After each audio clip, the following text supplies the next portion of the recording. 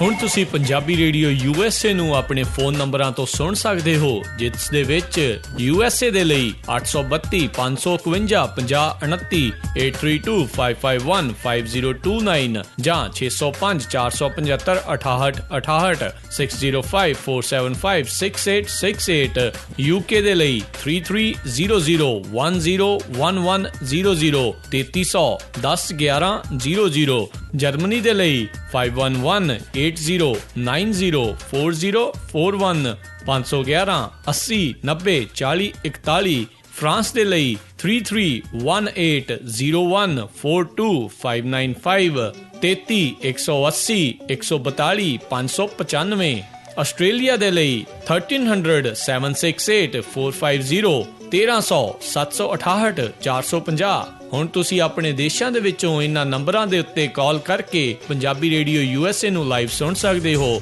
ਇਸ ਦੇ ਨਾਲ ਹੀ ਤੁਸੀਂ ਖਬਰਾਂ, ਖਬਰ ਤੇ ਨਜ਼ਰ, ਸਿਹਤ ਸੰਭਾਲ ਦਾ ਪ੍ਰੋਗਰਾਮ, ਨਾਨ ਸਟਾਪ ਪੰਜਾਬੀ ਗੀਤ, ਗੁਰਬਾਣੀ ਰੇਡੀਓ, ਸ਼੍ਰੀ ਦਰਬਾਰ ਸਾਹਿਬ ਜੀ ਦੇ ਹੁਕਮਨਾਮਾ ਸਾਹਿਬ ਦੀ ਵਿਆਖਿਆ ਪੰਜਾਬੀ ਅਤੇ ਅੰਗਰੇਜ਼ੀ ਦੇ ਵਿੱਚ, ਵੱਖ-ਵੱਖ ਗੁਰੂ ਘਰਾਂ ਦਾ ਸਿੱਧਾ ਪ੍ਰਸਾਰਣ, ਇਹ ਸਾਰਾ ਕੁਝ ਇਹਨਾਂ ਨੰਬਰਾਂ ਤੇ ਡਾਇਲ ਕਰਕੇ ਸੁਣ ਸਕਦੇ ਹੋ।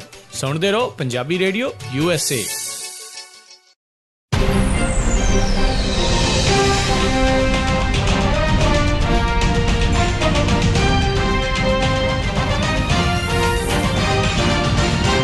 ਪੰਜਾਬੀ ਰੇਡੀਓ USA ਸੁਣ ਰਹੇ ਸਾਰੇ ਹੀ ਮਾਣਯੋਗ ਅਤੇ ਸਤਿਕਾਰ ਸਰੋਤਿਆਂ ਨੂੰ ਪੰਜਾਬੀ ਰੇਡੀਓ USA ਦੀ ਟੀਮ ਅਤੇ ਮੇਰੇ ਰਾਜਕਨਵੀਰ ਸਿੰਘ ਵੱਲੋਂ ਆਪ ਜੀ ਨੂੰ ਬਹੁਤ ਪਿਆਰ ਸਤਿਕਾਰ ਸਹਿਤ ਦੋਨੋਂ ਹੱਥ ਜੋੜ ਕੇ ਨਿੱਘੀ ਜਿਹੀ ਸਤਿ ਸ਼੍ਰੀ ਅਕਾਲ ਸਭ ਨੂੰ ਜੀ ਨੂੰ ਆਖਦੇ ਹਾਂ। ਸਰੋਤੇ ਪ੍ਰੋਗਰਾਮ ਖਬਰ ਤੇ ਨਜ਼ਰ ਲੈ ਕੇ ਹਾਜ਼ਰ ਹਾਂ।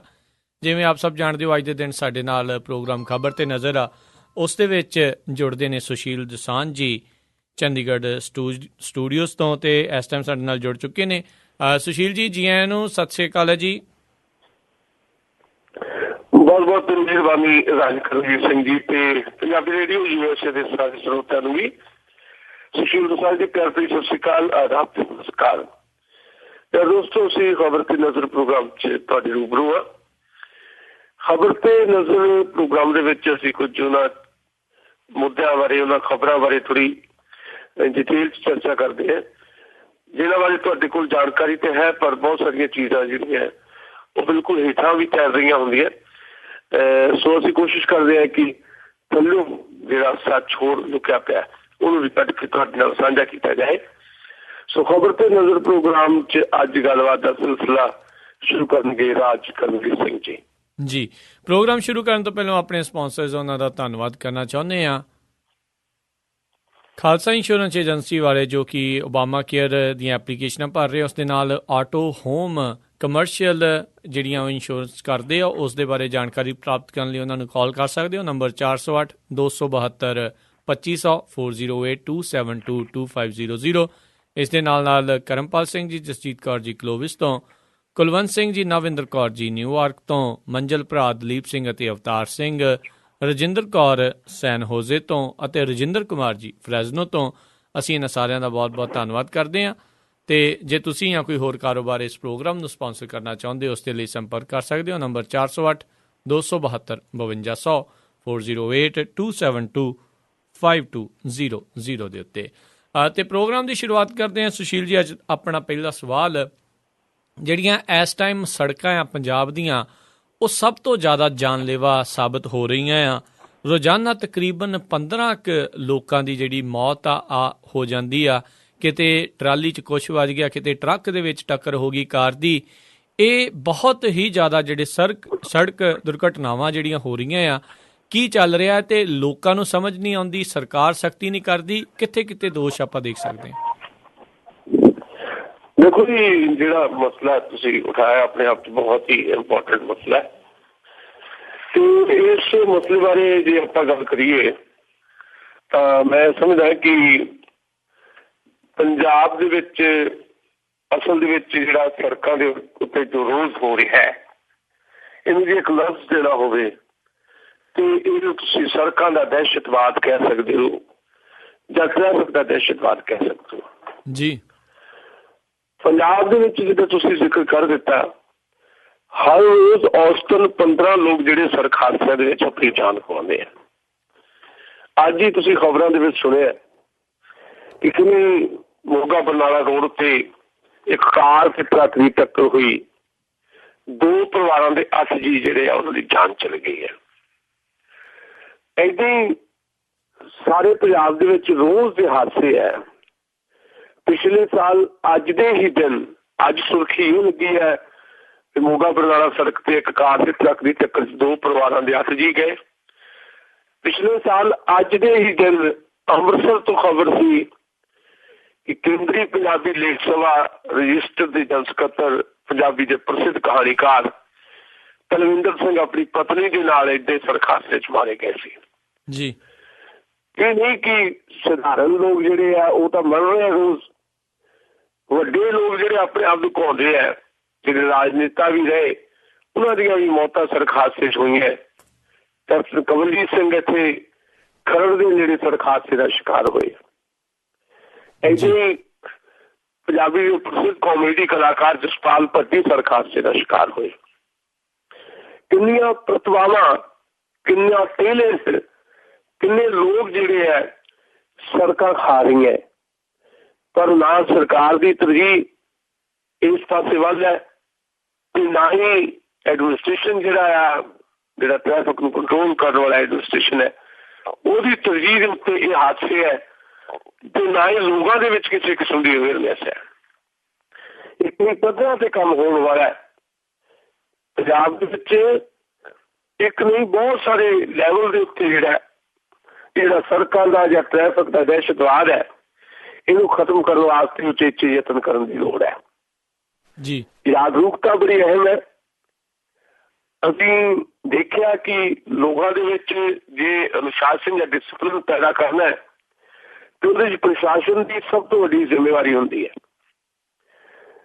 ਮਿਸਾਲ ਦੇ ਤੌਰ ਤੇ ਮੈਂ ਹੁਣ ਚੰਡੀਗੜ੍ਹ ਸਟੂਡੀਓ ਤੋਂ ਅਸੀਂ ਤੁਹਾਡੇ ਨਾਲ ਗੱਲ ਕਰ ਰਹੇ ਹਾਂ ਜੀ।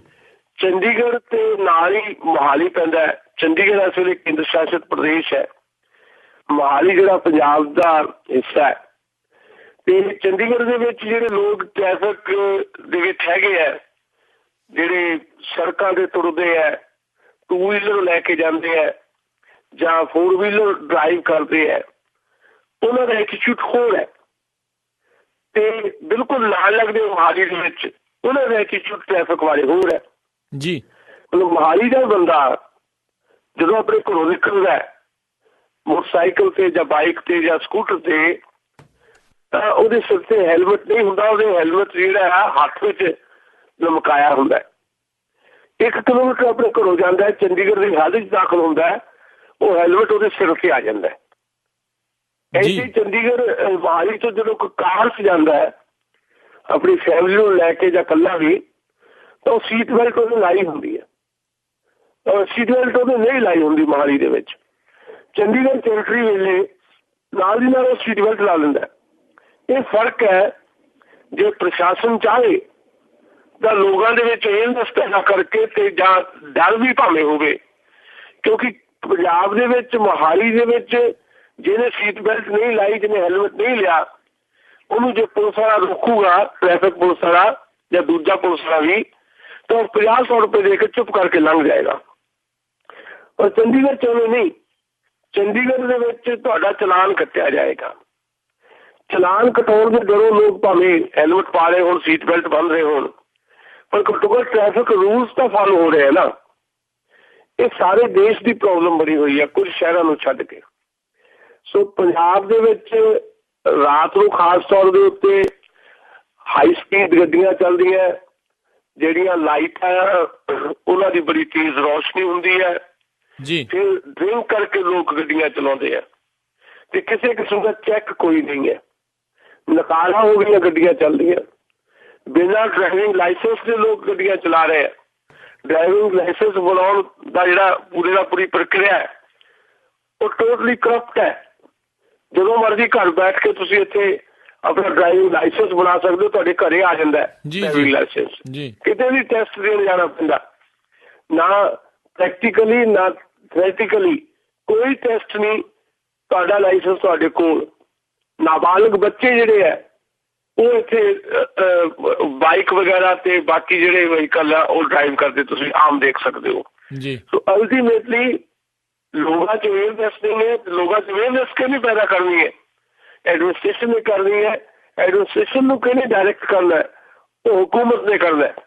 ਸੋ ਹੁਕੂਮਤ ਦੇ ਬਿਲਕੁਲ ਵੀ ਏਜੰਡੇ ਤੇ ਇਸ ਵੇਲੇ ਦਾ ਜਿਹੜਾ ਟ੍ਰੈਫਿਕ ਤੇ ਸੜਕਾਂ ਦਾ ਦਹਿਸ਼ਤਵਾਦ ਹੈ ਪੰਜਾਬ 'ਚ, ਉਹ ਨਹੀਂ ਹੈ। ਪੰਜਾਬ ਦੇ ਵਿੱਚ 10 ਤੋਂ 15 ਸਾਲਾਂ ਦੇ ਵਿੱਚ ਜਿਹੜਾ ਇੱਕ ਦੌਰ ਰਿਹਾ, ਕਾਲਾ ਦੌਰ ਜਿਹਨੂੰ ਆਪਾਂ ਕਹਿੰਦੇ ਹਾਂ, 30,000 ਲੋਕ ਮਰੇ ਆ ਜੀ। ਤੇ ਪੰਜਾਬ 'ਚ ਪਿਛਲੇ 10 ਸਾਲਾਂ ਦੇ ਵਿੱਚ 35,000 ਲੋਕ ਸੜਕਾਂ ਤੇ ਮਰ ਗਏ। ਕਿੰਨੇ ਘਰ ਬਰਬਾਦ ਹੋ ਗਏ, ਕੋਈ ਅੰਦਾਜ਼ਾ ਨਹੀਂ। ਬੰਦਾ ਇੱਕ ਮਰਦਾ, ਉਹਦੇ ਨਾਲ ਇੱਕ ਪਰਿਵਾਰ ਨਹੀਂ ਜੁੜਿਆ ਹੁੰਦਾ, ਉਹਦੇ ਨਾਲ ਦਰਜਨਾਂ ਪਰਿਵਾਰ ਜੁੜੇ ਹੁੰਦੇ ਆ। ਸੋ ਰੋਜ਼ ਪੰਜਾਬ ਦੀਆਂ ਸੜਕਾਂ ਦੇ ਉੱਤੇ ਖੂਨ ਦੀ ਹੋਲੀ ਖੇਡੀ ਜਾ ਰਹੀ ਹੈ। ਆਂਦਨ ਹੋ ਰਿਹਾ ਮੌਤ ਦਾ, ਸੜਕਾਂ ਤੇ ਮੌਤ ਦੌੜੀ ਫਿਰਦੀ ਹੈ, ਪਰ ਨਾ ਸਰਕਾਰ ਨੂੰ ਚਿੰਤਾ ਹੈ, ਨਾ ਲੋਕਾਂ ਨੂੰ ਇਸ ਗੱਲ ਤੇ ਅਵੇਅਰਨੈਸ ਦੇ ਕੈਂਪ ਜਿਹੜੇ ਕੋਈ ਖੁਦ ਲੋਕਾਂ ਦੀਆਂ ਜਿਹੜੀਆਂ ਸਵੈਸੇਵੀ ਜਥੇਬੰਦੀਆਂ ਹੁੰਦੀਆਂ, ਉਹਨਾਂ ਵੱਲੋਂ ਵੀ ਇੱਥੇ ਕੋਈ ਚੇਂਜ ਨਹੀਂ ਕੀਤਾ ਜਾਂਦਾ ਹੈ। ਤਰਜੀਹਾਂ ਸਰਕਾਰ ਦੀ ਇਸ ਮਾਮਲੇ 'ਚ ਹੋ ਰਿਹਾ। ਮੈਨੂੰ ਲੱਗਦਾ ਹੈ ਆਉਣ ਵਾਲੇ ਦਿਨਾਂ 'ਚ ਸਰਕਾਰ ਨੂੰ ਇਹ ਸਾਰੇ ਇਸ਼ੂ ਨੂੰ ਬਹੁਤ ਸੀਰੀਅਸਲੀ ਲੈਣਾ ਪਏਗਾ, ਤਾਂ ਮਸਲਾ ਹੱਲ ਹੋ ਸਕੇਗਾ। ਜੀ ਜੀ ਜੀ ਬਿਲਕੁਲ ਜੀ, ਇਹ ਚਿੰਤਾ ਦਾ ਇੱਕ ਬਹੁਤ ਵੱਡਾ ਇਹ ਵਿਸ਼ਾ ਆ। ਲੋਕਾਂ ਨੂੰ ਆਪ ਵੀ ਇਸ ਦੇ ਬਾਰੇ ਸੁਹਿਰਦ ਜਿਹੜਾ ਹੋਣ ਦੀ ਜ਼ਰੂਰਤ ਆ। ਅਗਲੀ ਜਿਹੜੀ ਆਪਾਂ ਗੱਲ ਕਰਦੇ ਹਾਂ, ਸੁਖਬੀਰ ਬਾਦਲ ਜਿਹੜੇ ਜੀ ਹੁਣ ਕਹਿ ਰਹੇ ਆ ਵੀ ਡਰੱਗ ਦੇ ਉੱਤੇ ਪੂਰੀ ਰੋਕ ਲਾ ਦੇਣੀ ਆ, ਪੂਰੀ ਸਖਤੀ ਜਿਹੜੀ ਹੈ ਜੀ ਕਰ ਰਹਿਣੀ ਆ। ਕੁਛ ਚਿਰ ਪਹਿਲਾਂ ਸਮੇਧ ਸੈਣੀ ਉਹ ਕਹਿੰਦੇ ਸੀ ਪੰਜਾਬ ਨਸ਼ਾ ਮੁਕਤ ਹੋ ਗਿਆ, ਸਾਰਾ ਕੁਝ ਹੋ ਗਿਆ। ਸੋ ਇਹ ਬਿਆਨ ਕਿਤੇ ਨਾ ਕਿਤੇ ਉਸ ਚੀਜ਼ ਦੇ ਨਾਲ ਗੁੰਝਲਦਾ ਵੀ ਨਜ਼ਰ ਆਉਂਦਾ ਆ। ਤੇ ਅਚਾਨਕ ਸਖਤੀ ਕਰਨ ਦਾ ਕੀ ਕਾਰਨ ਆ ਗਿਆ ਹੁਣ? ਪੰਜਾਬ ਦੇ ਵਿੱਚ ਸਿਆਸੀ ਸਮੀਕਰਨ ਵੀ ਬੜੀ ਤੇਜ਼ੀ ਨਾਲ ਬਦਲ ਰਹੇ ਆ। ਤੁਸੀਂ ਹੁਣ ਵਾਲੇ ਜ਼ਿਲ੍ਹਾ ਦੇਖੋਗੇ, ਦਿੱਲੀ ਦੀਆਂ ਚੋਣਾਂ ਤੋਂ ਬਾਅਦ ਪੰਜਾਬ 'ਚ ਬੜੀ ਐਗਰੈਸਿਵ ਮੂਡ ਦੇ ਵਿੱਚ ਤੁਹਾਨੂੰ ਭਾਰਤੀ ਜਨਤਾ ਪਾਰਟੀ ਦਿਖਾਈ ਦੇਏਗੀ ਜੀ। ਭਾਰਤੀ ਜਨਤਾ ਪਾਰਟੀ ਨੇ ਫੈਸਲਾ ਕਰ ਲਿਆ ਹੈ ਵੀ ਨਗਰ ਨਿਗਮ ਦੀਆਂ ਚੋਣਾਂ ਤੇ ਦਿੱਲੀ ਦੀਆਂ ਚੋਣਾਂ ਤੋਂ ਬਾਅਦ ਉਹਨੇ ਆਪਣੀ ਹੀ ਸਰਕਾਰ ਤੇ ਇੱਕ ਹਮਲਾਵਰ ਜਿਹੜਾ ਰੁਖ ਅਪਣਾਉਣਾ ਹੈ। ਭਾਰਤੀ ਜਨਤਾ ਪਾਰਟੀ ਪੰਜਾਬ ਦੇ ਆਵਾਮ ਨੂੰ, ਪੰਜਾਬ ਦੇ ਲੋਕਾਂ ਨੂੰ ਇਹ ਦੱਸਣਾ ਚਾਹੇਗੀ ਆਉਣ ਵਾਲੇ ਦਿਨਾਂ 'ਚ ਕਿ ਪੰਜਾਬ ਦੀਆਂ ਸਾਰੀਆਂ ਪ੍ਰੋਬਲਮ ਦੀ ਜ਼ਿੰਮੇਵਾਰ ਜੇ ਸਰਕਾਰ ਹੈ, ਤਾਂ ਸਰਕਾਰ ਨੂੰ ਜਿਹੜੀ ਧਿਰ ਚਲਾ ਰਹੀ ਹੈ ਉਹ ਜ਼ਿੰਮੇਵਾਰ ਹੈ। ਯਾਨੀ ਅਕਾਲੀ ਜ਼ਿੰਮੇਵਾਰ ਹੈ, ਅਸੀਂ ਜ਼ਿੰਮੇਵਾਰ ਨਹੀਂ, ਸਾਡੀ ਤਾਂ ਕੁਛ ਸੁਣਦਾ ਹੀ ਨਹੀਂ ਜੀ। ਇਹ ਇਸ ਤਰ੍ਹਾਂ ਦਾ ਇੱਕ ਮਾਹੌਲ ਆਉਣ ਵਾਲੇ ਦਿਨਾਂ ਦੇ ਵਿੱਚ ਬੀਜੇਪੀ ਕ੍ਰੀਏਟ ਕਰੇਗੀ ਪੰਜਾਬ 'ਚ। ਤੇ ਪੰਜਾਬ ਦੀਆਂ ਜਿੰਨੀਆਂ ਵੀ ਮੁਸ਼ਕਿਲ ਹੈ, ਪੰਜਾਬ ਦੇ ਜਿੰਨੇ ਵੀ ਮਸਲੇ ਹੈ, ਜਿਨ੍ਹਾਂ ਮਸਲਿਆਂ ਦੇ ਉੱਤੇ ਸਰਕਾਰ ਜਿਹੜੀ ਹੈ ਨਾਕਾਮ ਸਾਬਤ ਹੋਈ ਹੈ, ਉਹ ਨਾਕਾਮੀਆਂ ਸਾਰੀਆਂ ਅਕਾਲੀ ਦਲ ਤੇ ਮਰ ਦਿੱਤੀਆਂ ਜਾਣ, ਇਹ ਬੀਜੇਪੀ ਦੀ ਪਲਾਨਿੰਗ ਹੈ।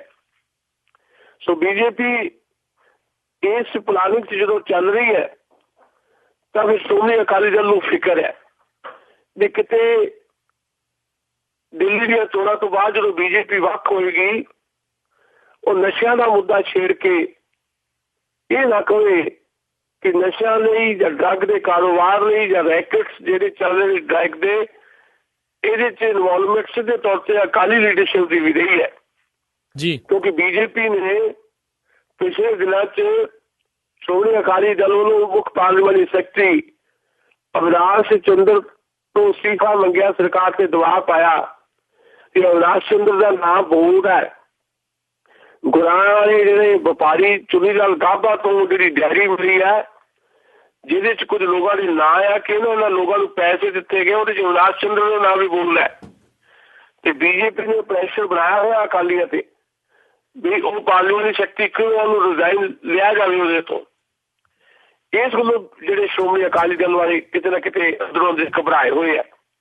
ਸੋ ਸੁਖਬੀਰ ਬਾਦਲ ਹੁਣ ਇਹ ਕਹਿ ਰਿਹਾ ਕਿ ਪੰਜਾਬ ਪੁਲਿਸ ਨੂੰ ਸਖਤ ਨਿਰਦੇਸ਼ ਦੇ ਦਿੱਤੇ ਗਏ ਹੈ ਕਿ ਡਰੱਗ ਕਾਰੋਬਾਰੀ ਜਿੰਨੇ ਵੀ ਹੈ ਉਹਨਾਂ ਤੇ ਸ਼ਿਕੰਜਾ ਕੱਸਿਆ ਜਾਏ, ਸਮਗਲਰਾਂ ਤੇ ਸ਼ਿਕੰਜਾ ਕੱਸਿਆ ਜਾਏ। ਸਵਾਲ ਇਹ ਪੈਦਾ ਹੁੰਦਾ ਹੈ ਕਿ ਲਗਭਗ 8 ਸਾਲ ਤੋਂ ਤੁਹਾਡੀ ਸਰਕਾਰ ਹੈ, 5 ਸਾਲ ਪਹਿਲਾਂ ਪੌਣੇ 3 ਸਾਲ ਹੁਣ ਹੋ ਗਏ ਆ, ਤੇ ਇਹਨਾਂ 8 ਸਾਲਾਂ ਦੇ ਵਿੱਚ ਖਿਆਲ ਨਹੀਂ ਆਇਆ ਕਿ ਜਿਹੜੇ ਡਰੱਗ ਦੇ ਸਮਗਲਰ ਹੈ ਉਹਨਾਂ ਨੂੰ ਕਾਬੂ ਕਰਨਾ।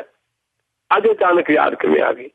ਦੂਜੇ ਬੰਨੇ ਜਿਸ ਚੁਨੀ ਲਾਲ ਗਾਬਾ ਦਾ ਮੈਂ ਜ਼ਿਕਰ ਕੀਤਾ ਜੀ ਜੀ, ਜਿਹੜਾ ਸੰਗਤ ਨੂੰ ਫਲੋਰ ਦੇ ਬਹੁਤ ਨੇੜੇ ਰਿਹਾ, ਉਹਦਾ ਮੁੰਡਾ ਗੁਰਮੇਜ ਜਿਹੜਾ ਗਾਬਾ, ਉਹਨੇ ਇਨਫੋਰਸਮੈਂਟ ਡਾਇਰੈਕਟੋਰੇਟ ਦੇ ਕੋਲ ਜਾ ਕੇ ਖੁਲਾਸਾ ਕਰਤਾ ਵੀ ਜਿਹੜੇ 3 ਨਾਂ ਸੀਗੇ ਮੇਰੇ ਪਿਓ ਦੀ ਡਾਇਰੀ ਦੇ ਵਿੱਚ, ਅਵਿਨਾਸ਼ ਚੰਦਰ, ਸਰਵਨ ਸੁਖੌਰ ਤੇ ਇੱਕ ਤਾਂ ਹੋ ਗਿਆ ਵੀ ਇਹਨਾਂ ਤਿੰਨਾਂ ਨੇ ਪੈਸੇ ਲਏ ਆ ਮੇਰੇ ਪਿਓ ਤੋਂ।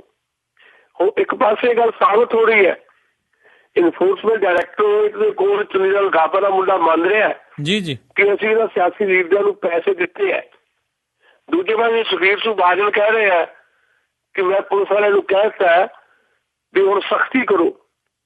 ਔਰ ਪਹਿਲਾਂ ਸਖਤੀ ਕਿਉਂ ਨਹੀਂ ਸੀ? ਜੇ ਚੁਨੀਲਾਲ ਗਾਬਾ ਦਾ ਪਰਿਵਾਰ ਮੰਨਣ ਲੱਗ ਪਿਆ ਕਿ ਪੈਸੇ ਅਸੀਂ ਦਿੱਤੇ ਹੈ, ਫਿਰ ਵੀ ਅਵਿਨਾਸ਼ ਚੰਦਰ ਜਾਂ ਸਰਵਣ ਸਿੰਘ ਫਲਾਉਣ ਤੇ ਕਾਰਵਾਈ ਕਿਉਂ ਨਹੀਂ? ਇਹਨਾਂ ਸਵਾਲਾਂ ਦੇ ਜਵਾਬ ਸੁਖਬੀਰ ਸਿੰਘ ਬਾਦਲ ਹੋਰਾਂ ਨੂੰ ਅੱਜ ਨਹੀਂ ਤਾਂ ਕੱਲ ਜ਼ਰੂਰ ਜਿਹੜੇ ਪੈਣਗੇ। ਜੀ ਜੀ ਅਤੇ ਨਾਲ ਹੀ ਇੱਕ ਇਹਨਾਂ ਦਾ ਜਿਹੜਾ ਹੁਣ ਨਵਾਂ ਬਿਆਨ ਵੀ ਆ ਗਿਆ ਆ ਸੁਖਬੀਰ ਬਾਦਲ ਹੋਣਾ ਦਾ, ਅਕਾਲੀ ਦਲ ਤੇ ਭਾਜਪਾ ਦੇ ਗੱਠਜੋੜ ਨੂੰ ਲੈ ਕੇ, ਅਸੀਂ ਤੇ ਇਕੱਠੇ ਜੀਣਾ ਤੇ ਇਕੱਠੇ ਮਰਨਾ ਹੈ, ਇਹ ਸੁਖਬੀਰ ਬਾਦਲ ਦਾ ਕਹਿਣਾ ਆ। ਕਿਸ ਤਰੀਕੇ ਨਾਲ ਤੁਸੀਂ ਇਸ ਬਿਆਨ ਨੂੰ ਦੇਖਦੇ ਹੋ? ਜਿਹੜੀ ਓਵਰਆਲ ਪੋਲੀਟੀਕਲ ਸਿਚੁਏਸ਼ਨ ਇਸ ਵੇਲੇ ਪੰਜਾਬ ਦੇ ਵਿੱਚ, ਉਹਦੇ ਵਿੱਚ ਇਕੱਠੇ ਜੀਣ ਮਨ ਦੀਆਂ ਕਸਮਾਂ ਜਿਹੜੀਆਂ ਉਹ ਕਿ ਬਹੁਤ ਹੁਣ ਮੈਂ ਨਹੀਂ ਦਿਖਾਉਂਦੀਆਂ ਜੀ। ਉਹ ਇਕੱਠੇ ਜੀਣ ਮਨ ਦੀਆਂ ਗੱਲਾਂ ਕਰਦੇ ਆ। ਬਾਦਲ ਸਾਹਿਬ ਜਨਮਜਾਤ ਦਾ ਰਿਸ਼ਤਾ ਦੱਸਦੇ ਆ ਬੀਜੇਪੀ ਨਾਲ ਅਕਾਲੀਆਂ ਦਾ, ਤੇ ਬੀਜੇਪੀ ਦੇ ਲੀਡਰ ਕਹੀ ਜਾਂਦੇ ਆ ਵੀ ਜੇ ਇਕੱਲੇ ਚੱਲਣਾ ਪਿਆ ਤਾਂ ਇਕੱਲੇ ਚੱਲਾਂਗੇ। ਬਾਦਲ ਸਾਹਿਬ ਕਹਿੰਦੇ ਆ ਪੰਜਾਬ 'ਚ ਅਸ਼ਾਂਤੀ ਹੋ ਜਾਊ ਜੇ ਬੀਜੇਪੀ ਤੇ ਅਕਾਲੀਆਂ ਦਾ ਰਿਸ਼ਤਾ ਟੁੱਟ ਗਿਆ। ਤੇ ਸਤਪਾਲ ਗੁਸਾਈ ਬੀਜੇਪੀ ਦਾ ਸੀਨੀਅਰ ਲੀਡਰ ਇਹ ਕਹਿੰਦੇ ਆ ਕਿ ਜੇ ਬੀਜੇਪੀ ਤੇ ਅਕਾਲੀ ਵੱਖਰੇ ਹੋ ਜਾਣ ਪੰਜਾਬ 'ਚ ਸ਼ਾਂਤੀ ਨਹੀਂ ਹੁੰਦੀ, ਸਗੋਂ ਪੰਜਾਬ ਖੁਸ਼ਹਾਲ ਹੋ ਜਾਏਗਾ ਜੀ। ਇਹ ਤੋਂ ਪਤਾ ਲੱਗ ਜਾਂਦਾ ਹੈ ਕਿ ਰਿਸ਼ਤਾ ਕਿੰਨਾ ਪੀੜਾ ਰਹਿ ਗਿਆ ਹੁਣ। ਰਿਸ਼ਤੇ ਦੇ ਵਿੱਚ ਜਿਹੜੀਆਂ ਦਰਾਰਾਂ ਉਹ ਵੱਧ ਗਈਆਂ, ਸਿਰਫ ਮਜਬੂਰੀ ਹੈ। ਅਕਾਲੀਆਂ ਦੀ ਮਜਬੂਰੀ ਨਗਰ ਨਿਗਮ ਦੀਆਂ ਚੋਣਾਂ ਹੈ, ਬੀਜੇਪੀ ਦੀ ਮਜਬੂਰੀ ਦਿੱਲੀ ਦੀ ਚੋਣ ਹੈ। ਇਹ ਮਜਬੂਰੀ ਵਾ ਸਾਲੇ ਦਿੱਲੀ ਦੀਆਂ ਚੋਣਾਂ ਤੱਕ ਰਿਸ਼ਤਾ ਚੱਲਣਾ ਹੈ। ਰਿਸ਼ਤੇ ਦੇ ਉਹ ਜਿਹੜੇ ਆ ਟੁੱਟ ਚੁੱਕੇ ਆ, ਭੰਗ ਹੋ ਚੁੱਕੇ ਆ। ਆਉਣ ਵਾਲੇ ਦਿਨਾਂ ਤੁਸੀਂ ਦੇਖੋਗੇ ਦਿੱਲੀ ਦੀਆਂ ਚੋਣਾਂ ਤੋਂ ਬਾਅਦ ਪੰਜਾਬ ਦੇ ਵਿੱਚ ਵੱਡਾ ਰਿਸਕ ਲੈ ਸਕਦੀ ਭਾਰਤੀ ਜਨਤਾ ਪਾਰਟੀ। ਮੈਂ ਇਹ ਤਾਂ ਨਹੀਂ ਕਹਿੰਦਾ ਸੱਚਮੁੱਚ ਲੈ ਲਏਗੀ ਜੀ, ਪਰ ਸੰਭਾਵਨਾ ਇਹ ਹੈ ਕਿ ਪੰਜਾਬ 'ਚ ਵੱਡਾ ਰਿਸਕ ਲੈ ਕੇ ਭਾਰਤੀ ਜਨਤਾ ਪਾਰਟੀ ਸ਼੍ਰੋਮਣੀ ਅਕਾਲੀ ਦਲ ਨੂੰ ਝਟਕਾ ਦੇਗੀ ਤੇ ਇਕੱਲੇ ਤੌਰ ਤੇ ਪੰਜਾਬ ਦੇ ਵਿੱਚ ਅਗਲੀਆਂ ਵਿਧਾਨ ਸਭਾ ਚੋਣਾਂ ਲੜੇਗੀ। ਕਿਉਂਕਿ ਬੀਜੇਪੀ ਨੂੰ ਇਹ ਵੀ ਲੱਗਦਾ ਵੀ ਜੇ ਅਕਾਲੀਆਂ ਨੇ ਰਲ ਕੇ ਚੋਣ ਲੜੀ ਤਾਂ ਅਕਾਲੀਆਂ ਦੀ ਜਿੰਨੀ ਬਦਨਾਮੀ ਪੰਜਾਬ 'ਚ ਹੋ ਗਈ ਹੈ, ਉਹ ਬਦਨਾਮੀ ਦਾ ਖਮਿਆਜਾ ਬੀਜੇਪੀ ਨੂੰ ਵੀ ਭੁਗਤਣਾ ਪਏਗਾ ਜੀ। ਬੀਜੇਪੀ ਨੂੰ ਲੱਗਦਾ ਹੈ ਕਿ ਜੇ ਅੱਜ ਨਰਿੰਦਰ ਮੋਦੀ ਦਾ ਨਾਂ ਲੈ ਕੇ ਤੇ ਸਾਫ਼ ਸੁਥਰੀ ਰਾਜਨੀਤੀ ਕਰਨ ਦਾ ਦਾਅਵਾ ਕਰਕੇ ਜਿਹੜੀਆਂ ਸਰਕਾਰ ਦੀਆਂ ਨਾਕਾਮੀਆਂ ਉਹਦਾ ਭਾਂਡਾ ਅਕਾਲੀਆਂ ਸਿਰ ਭੰਨ ਕੇ ਅਸੀਂ ਸ਼ਾਇਦ ਪੰਜਾਬ 'ਚ ਬਿਹਤਰ ਕਰ ਲਾਂਗੇ। ਇਸ ਭਰਮ ਦੇ ਵਿੱਚ ਜਾਂ ਇਸ ਕੌਨਫੀਡੈਂਸ ਜਾਂ ਓਵਰ ਕੌਨਫੀਡੈਂਸ ਦੇ ਵਿੱਚ ਬੀਜੇਪੀ ਸ਼੍ਰੋਮਣੀ ਅਕਾਲੀ ਦਲ ਨੂੰ ਵੱਖ ਹੋ ਕੇ ਪੰਜਾਬ 'ਚ ਇਕੱਲਿਆਂ ਚੋਣਾਂ ਲੜਨ ਦਾ ਰਿਸਕ ਲੈ ਸਕਦੀ ਹੈ। ਇਹ ਸਾਰੀ ਸਿਚੁਏਸ਼ਨ ਦਿਖਾਈ ਦੇ ਰਹੀ ਹੈ ਜੀ। ਤੇ ਸੁਸ਼ੀਲ ਜੀ, ਮੈਂ ਪੁੱਛਣਾ ਚਾਹੁੰਦਾ ਵੀ ਜੇ ਇਹ ਜਿਹੜੀਆਂ ਕਾਰਪੋਰੇਸ਼ਨ ਦੀਆਂ ਜਿਹੜੀਆਂ ਚੋਣਾਂ ਹੈਗੀਆਂ, ਜੇ ਇਸ ਦੇ ਵਿੱਚ ਭਾਜਪਾ ਚੰਗਾ ਕਰਦੀ ਆ, ਤੇ ਕੀ ਏਦਾਂ ਹੋ ਸਕਦਾ ਵੀ ਵਿਧਾਨ ਸਭਾ ਦੀਆਂ ਚੋਣਾਂ ਆ ਉਹ ਸਮੇਂ ਤੋਂ ਪਹਿਲਾਂ ਹੋ ਜਾਣ ਪੰਜਾਬ 'ਚ? ਕੀ ਏਦਾਂ ਦੇ ਸਮੀਕਰਨ ਬਣ ਸਕਦੇ ਆ? ਅੱਜ ਮਨਪ੍ਰੀਤ ਬਾਦਲ ਦਾ ਇੱਕ ਬਿਆਨ ਆਇਆ, ਉਹਨਾਂ ਨੇ ਇਹ ਗੱਲ ਕਹੀ ਹੈ ਵੀ ਅਕਾਲੀ ਦਲ ਤੇ ਬੀਜੇਪੀ ਜਿਹੜੇ ਰਿਸ਼ਤੇ ਆ ਉਹ ਜਿੰਨੀ ਬੁਰੀ ਤਰ੍ਹਾਂ ਇਸ ਵੇਲੇ ਦਰਕ ਗਏ ਹੈ ਤੇ ਪੋਸੀਬਿਲਿਟੀ ਹੈ ਕਿ 2015 ਦੇ ਵਿੱਚ ਹੀ ਵਿਧਾਨ ਸਭਾ ਦੀਆਂ ਚੋਣਾਂ ਹੋ ਜਾਣ। ਸ਼ਾਇਦ ਇਸ ਤਰ੍ਹਾਂ ਦੀ ਸਿਚੁਏਸ਼ਨ ਬਣ ਜਾਏ ਦਿੱਲੀ ਦੀਆਂ ਚੋਣਾਂ ਤੋਂ ਬਾਅਦ। ਪਰ ਮੇਰੀ ਆਪਣੀ ਧਾਰਨਾ ਇਹ ਹੈ ਕਿ ਸ਼੍ਰੋਮਣੀ ਅਕਾਲੀ ਦਲ ਨੂੰ ਜੇ ਸਰਕਾਰ ਚਲਾਉਣੀ ਹੈ ਤੇ ਉਹਨੂੰ ਸਿਰਫ ਇੱਕ MLA ਚਾਹੀਦਾ ਜੀ। ਇੱਕ MLA ਘੱਟ ਹੈ। ਸ਼੍ਰੋਮਣੀ ਅਕਾਲੀ ਦਲ ਨੇ ਫੇਰ ਤੋਂ ਡੋਰੇ ਪਾਏ ਸੀ ਬੈਂਸ ਬ੍ਰਦਰ ਦੇ ਉੱਤੇ, ਲੁਧਿਆਣੇ ਵਾਲੇ ਜਿਹੜੇ ਜੀ 2 MLA ਜਿਹੜੇ ਐਸੋਸੀਏਟ ਵੀ ਮੈਂਬਰ ਰਹੇ ਅਕਾਲੀ ਦਲ ਦੇ, ਪਰ ਲੋਕ ਸਭਾ ਚੋਣਾਂ 'ਚ ਉਹਨਾਂ ਨੇ ਫੇਰ ਤੋਂ ਆਪਣਾ ਰਸਤਾ ਵੱਖਰਾ ਕਰ ਲਿਆ ਕਿਉਂਕਿ ਲੋਕ ਸਭਾ ਦੀ ਚੋਣ ਲੜਨਾ ਚਾਹੁੰਦੇ ਸੀ। ਅਕਾਲੀ ਮੰਨੇ ਨਹੀਂ, ਇਕੱਲਿਆਂ ਚੋਣ ਲੜੀ ਉਹਨਾਂ ਨੇ, ਆਜ਼ਾਦ ਹਾਰ ਗਏ, ਵੱਖਰੀ ਗੱਲ ਹੈ। ਹੁਣ ਬੈਂਸ ਬ੍ਰਦਰ ਆਪਣੀ ਨਵੀਂ ਪਾਰਟੀ ਬਣਾਉਣ ਲੱਗੇ ਆ। ਉਹਨਾਂ ਨੇ ਕਹਿ ਦਿੱਤਾ ਕਿ ਅਕਾਲੀਆਂ ਵੱਲੋਂ ਆਇਆ ਹਰ ਸੱਦਾ ਸੀ ਨਾਮਨਜ਼ੂਰ ਕਰਤਾ। ਹੁਣ ਉਹਦੇ ਬਾਵਜੂਦ ਸ਼੍ਰੋਮਣੀ ਅਕਾਲੀ ਦਲ ਜਾਂ ਸੁਖਬੀਰ ਸਿੰਘ ਬਾਦਲ ਉਹਨਾਂ ਨੇ ਕੋਈ ਏਦਾਂ ਦਾ ਜੁਗਾੜ ਜਾਂ ਏਦਾਂ ਦਾ ਪ੍ਰਬੰਧ ਕੀਤਾ ਹੋਇਆ ਹੈ ਵੀ ਜੇ ਕੱਲ ਨੂੰ ਇਹ ਸਿਚੁਏਸ਼ਨ ਕ੍ਰੀਏਟ ਹੁੰਦੀ ਹੈ ਤਾਂ ਉਹ ਇੱਕ ਕਾਂਗਰਸੀ MLA ਤੋੜ ਕੇ ਉਹਦਾ ਰਿਜ਼ਾਈਨ ਦਵਾ ਕੇ ਫਿਰ ਤੋਂ ਉੱਥੇ ਚੋਣ ਕਰਾ ਕੇ ਆਪਣਾ ਬਹੁਮਤ ਹਾਸਲ ਕਰ ਲੈਣਗੇ। ਘੱਟ ਗਿਣਤੀ ਦੀ ਸਰਕਾਰ ਵੀ ਬਣਾਈ ਜਾ ਸਕਦੀ ਹੈ ਥੋੜੇ ਸਮੇਂ ਲਈ। ਵੀ ਇੱਕ MLA ਜਿਹੜਾ ਕਾਂਗਰਸ ਦਾ ਜਾਂ ਦੋ, ਉਹਨਾਂ ਤੋਂ ਹਮਾਇਤ ਲੈ ਲਈ ਜਾਏ ਤੇ ਨਾਲ ਦੀ ਨਾਲ ਰਿਜ਼ਾਈਨ ਦਵਾ ਲਿਆ ਜਾਏ ਘੱਟ ਗਿਣਤੀ ਦੀ ਸਰਕਾਰ ਬਣਾ ਕੇ, ਤੇ ਫਿਰ ਉਹਨੂੰ ਫਿਰ ਤੋਂ ਅਕਾਲੀ ਦਲ ਦੀ ਟਿਕਟ ਤੇ ਚੋਣ ਲੜਾ ਲਈ ਜਾਏ। ਮੈਨੂੰ ਲੱਗਦਾ ਕਿ ਇੱਦਾਂ ਦਾ ਪ੍ਰਬੰਧ ਸੁਖਬੀਰ ਸਿੰਘ ਬਾਦਲ ਹੋਰਾਂ ਨੇ ਕੀਤਾ, ਕਿਉਂਕਿ ਸੁਖਬੀਰ ਸਿੰਘ ਬਾਦਲ ਕਈ ਵਾਰ ਵਾਅਦਾ ਜਾਂ ਦਾਅਵਾ ਕਰ ਚੁੱਕੇ ਹੈ ਵੀ ਸਾਡੇ ਸੰਪਰਕ ਦੇ ਵਿੱਚ 4-5 ਕਾਂਗਰਸੀ MLA ਹੈਗੇ ਆ। ਸੋ ਸੰਭਾਵਨਾ ਤਾਂ ਹੈ ਜੇ ਇਹ ਪ੍ਰਬੰਧ ਨਾ ਕਰ ਸਕਣ ਅਕਾਲੀ ਕਿ ਇੱਕ MLA ਦਾ ਜੁਗਾੜ ਉਹ ਕਰ ਲੈਣ, ਉਹ ਨਾ ਹੋਵੇ ਉਹਨਾਂ ਤੋਂ, ਪਰ ਬਹੁਤ ਹੀ ਸੰਭਾਵਨਾ ਮੈਨੂੰ ਲੱਗਦਾ ਕਿ ਉਹਨਾਂ ਨੇ ਕੋਈ ਨਾ ਕੋਈ ਪ੍ਰਬੰਧ ਇਸ ਕਿਸਮ ਦਾ ਕੀਤਾ ਹੋਇਆ। ਸੋ ਮੇਰੀ ਆਪਣੀ ਰਾਏ ਹੈ ਵੀ ਮੱਧਕਾਲੀ ਚੋਣਾਂ ਜਾਂ ਸਮੇਂ ਤੋਂ ਪਹਿਲਾਂ ਚੋਣਾਂ ਜਿਹੜੀ ਹੈ ਉਹ ਸ਼ਾਇਦ ਨਾ ਹੋਣ, ਪਰ ਪੋਲੀਟਿਕਸ ਦੇ ਵਿੱਚ ਅੱਜ ਜਿਸ ਤਰ੍ਹਾਂ ਦੀ ਸਿਆਸਤ ਉਹਦੇ ਵਿੱਚ ਐਵਰੀਥਿੰਗ ਇਜ਼ ਪੋਸੀਬਲ, ਕੋਈ ਵੀ ਚੀਜ਼ ਵਾਪਰ ਸਕਦੀ ਹੈ। ਸ਼ਾਇਦ ਨਾ ਵੀ ਪ੍ਰਬੰਧ ਕਰ ਸਕਣ ਤਾਂ ਚੋਣਾਂ ਸਮੇਂ ਤੋਂ ਪਹਿਲਾਂ ਵੀ ਹੋਣਗੀਆਂ ਜੀ। ਅਤੇ ਇਹਨਾਂ ਹੀ ਇਸੇ ਹੀ ਤਰੀਕੇ ਦੀ ਜਿਹੜੀ ਸਿਆਸਤ ਆ ਉਸ ਦੇ ਉੱਤੇ ਜਿਹੜੀ ਆਪਾਂ ਥੋੜੀ ਹੋਰ ਗੱਲ ਦੇ ਚਾਹੀਏ ਵੀ ਇੱਕ ਹੋਰ ਜਿਹੜੀ ਇਸ ਟਾਈਮ ਗੱਲਾਂ ਜਿਹੜੀਆਂ ਉੱਠ ਰਹੀਆਂ ਵੀ ਜਿਹੜੇ ਟੌੜਾ ਸਮਰਥਕ ਅਕਾਲੀ ਆਗੂ ਆ ਉਹ ਵੀ ਭਾਜਪਾ 'ਚ ਸ਼ਾਮਲ ਹੋਣ ਦੇ ਲਈ ਤਿਆਰ ਬਰ ਤਿਆਰ ਬੈਠੇ ਆ, ਬਸ ਦਿੱਲੀ ਚੋਣਾਂ ਦੇ ਖਤਮ ਹੋਣ ਦਾ ਇੰਤਜ਼ਾਰ ਕਰ ਰਹੇ ਆ। ਦੇਖੋ ਜਿਹੜਾ ਟੌੜਾ ਹੋਰਾਂ ਦੇ ਹਮਾਇਤੀ ਕੁਝ ਲੋਕ ਸੀਗੇ ਕਿਸੇ ਵੇਲੇ, ਜਦੋਂ ਟੌੜਾ ਹੋਰਾਂ ਨੇ ਜਦੋਂ ਸਰਵ ਹਿੰਦ ਅਕਾਲੀ ਦਲ ਬਣਾਇਆ ਸੀ ਤਾਂ ਇੱਕ ਮਜ਼ਬੂਤ ਧਿਰ ਜ਼ਰੂਰ ਦਿਖਾਈ ਦਿੱਤੀ ਸੀ, ਪਰ ਚੋਣਾਂ ਦੇ ਵਿੱਚ ਉਹ ਹਾਰ ਗਏ ਸੀ, 6% ਵੋਟਾਂ ਲੈ ਸਕੇ ਸੀ, ਪਰ ਅਕਾਲੀ ਦਲ ਦਾ ਵੱਡਾ ਨੁਕਸਾਨ ਉਹ ਨਹੀਂ ਕਰ ਦਿੱਤਾ ਸੀ। ਪਰ ਜਦੋਂ ਟੌੜਾ ਨੂੰ ਵੀ ਬਾਅਦ ਵਿੱਚ ਬਾਦਲ ਸਾਹਿਬ ਦੀ ਹੀ ਅਧੀਨਗੀ ਕਬੂਲ ਕਰਨੀ ਪਈ ਸੀ ਤੇ ਉਹ ਵਾਪਸ ਆਏ ਸੀ। ਜਨਰਲ ਕੁਲਦੀਪ ਸਿੰਘ ਵਡਾਲਾ ਵਰਗਾ ਬੰਦਾ ਵੀ ਜਿਹੜਾ ਵੱਡਾ ਲੀਡਰ ਹੈ ਉਹ ਵੀ ਬਾਗੀ ਹੋ ਗਿਆ ਸੀ, ਉਹਨੂੰ ਵੀ ਵਾਪਸ ਆਉਣਾ ਪਿਆ। ਪ੍ਰੇਮ ਸਿੰਘ ਚੰਦੂਮਾਜਰਾ ਜਿਹੜਾ ਟੌੜਾ ਹੋਰਾਂ ਦੇ ਗਰੁੱਪ ਸੀਗੇ ਉਹਨਾਂ ਨੂੰ ਵੀ ਵਾਪਸ ਆਉਣਾ ਪਿਆ, ਇਸ ਵੇਲੇ MP ਹੈ। ਜਿਹੜਾ ਟੌੜਾ ਦੇ ਨਾਮ ਲੈਵਾ ਕੋਈ ਬਹੁਤ ਲੋਕ ਏਦਾਂ ਦੇ ਨਹੀਂ ਹੋਣ ਜਿਹੜੇ ਮੁੱਖ ਧਾਰਾ ਦਾ ਜਿਹੜਾ ਬਾਦਲ ਸਾਹਿਬ ਅਗਵਾਈ ਚ ਅਕਾਲੀ ਦਲ ਤੋਂ ਕਿਤੇ ਵੱਖ ਤੁਰ ਰਹੇ ਹੋਣ। ਥੋੜੇ ਬਹੁਤ ਐਲੀਮੈਂਟ ਹੈਗੇ ਆ, ਪੋਸੀਬਿਲਿਟੀ ਹੈ, ਕਿਉਂਕਿ ਭਾਰਤੀ ਜਨਤਾ ਪਾਰਟੀ ਇਹ ਯਤਨ ਕਰ ਰਹੀ ਹੈ ਕਿ ਪੰਜਾਬ 'ਚ ਜੇ ਇਕੱਲੇ ਤੌਰ ਤੇ ਜਾਣਾ ਤੇ ਕੁਝ ਸਿੱਖ ਫੇਸ ਜਿਹੜੇ ਹੈ ਨਵਜੋਤ ਸਿੰਘ ਸਿੱਧੂ ਨੂੰ ਅੱਗੇ ਲਾ ਕੇ ਕੁਝ ਹੋਰ ਜਿਹੜੇ ਸਿੱਖ ਚਿਹਰੇ ਜਿਹੜੇ ਰਾਜਨੀਤੀ 'ਚ ਉਹਨਾਂ ਨੂੰ ਆਪਣੇ ਵੱਲ ਖਿੱਚਿਆ ਜਾਏ। ਉਹਦੇ 'ਚੋਂ ਕਾਂਗਰਸ ਵੱਲੋਂ ਵੀ ਇੱਕ ਦੋ ਬੰਦੇ ਫੜ ਸਕਦੇ ਹੈ, ਉਹ ਜਿਹੜੇ ਕਾਂਗਰਸ ਪਾਰਟੀ ਨੂੰ ਨਿਰਾਸ਼ ਹੋਣ ਜੀ, ਉਹਦੇ 'ਚੋਂ ਡੇਰਿਆਂ ਦੀ ਹਮਾਇਤ ਵੀ ਲੈਣ ਦੀ ਕੋਸ਼ਿਸ਼ 'ਚ ਹੈ। ਉਹਦੇ 'ਚੋਂ ਸ਼੍ਰੋਮਣੀ ਅਕਾਲੀ ਦਲ ਦੇ ਅੰਦਰ ਟੌੜਾ ਹਮਾਇਤੀ ਜਿਹੜੇ ਕੁਝ ਬੈਠੇ ਹੈ ਪਰ ਉਹਨਾਂ ਦੀ ਸੁਣਵਾਈ ਕਿਤੇ ਨਹੀਂ, ਉਹਨਾਂ ਨੂੰ ਵੀ ਆਪਣੇ ਵੱਲ ਖਿੱਚਣ ਦੀ ਕੋਸ਼ਿਸ਼ ਕਰ ਸਕਦੇ ਹੈ। ਇਸ ਤਰ੍ਹਾਂ ਦੇ ਹਾਲਾਤ ਜ਼ਰੂਰ ਬਣ ਸਕਦੇ ਆ, ਪਰ ਜਿਹੜਾ ਟੌੜਾ ਦੇ ਨਾਮ ਲੈਵਾ ਕੋਈ ਬਹੁਤ ਵੱਡਾ ਗਰੁੱਪ ਜਿਹੜਾ ਆ ਇਸ ਵੇਲੇ ਪੰਜਾਬ 'ਚ ਕਿਤੇ ਐਕਟਿਵ ਨਹੀਂ ਜੀ। ਤੇ ਅਗਲੀ ਜਿਹੜੀ ਆਪਾਂ ਹੁਣ ਗੱਲ ਕਰਦੇ ਹਾਂ ਜਿਹੜੀ ਭਾਜਪਾ ਤੇ ਉਸ ਦਾ ਜਿਹੜਾ ਦੂਜਾ ਨਾਂ ਕਹਿ ਲਓ RSS ਨੂੰ ਲੈ ਕੇ ਵੀ RSS ਚੁੱਪ ਚਪੀਤੇ ਪੂਰੇ ਪੰਜਾਬ ਭਰ ਦੇ ਵਿੱਚ ਆਪਣੇ ਜਿੰਨੇ ਵੀ ਵਿੰਗ ਆ ਉਹਨਾਂ ਨੂੰ ਕਾਫੀ ਐਕਟਿਵ ਕਰ ਰਹੀ ਆ, ਬਹੁਤ ਤੇਜ਼ ਤਰਾਰ ਕਰ ਰਹੀ ਆ, ਜਿਸ ਦੇ ਵਿੱਚ ABVP ਆ ਉਹ ਵੀ ਬਹੁਤ ਜ਼ਿਆਦਾ ਸਰਗਰਮ ਨਜ਼ਰ ਆ ਰਹੀ ਆ।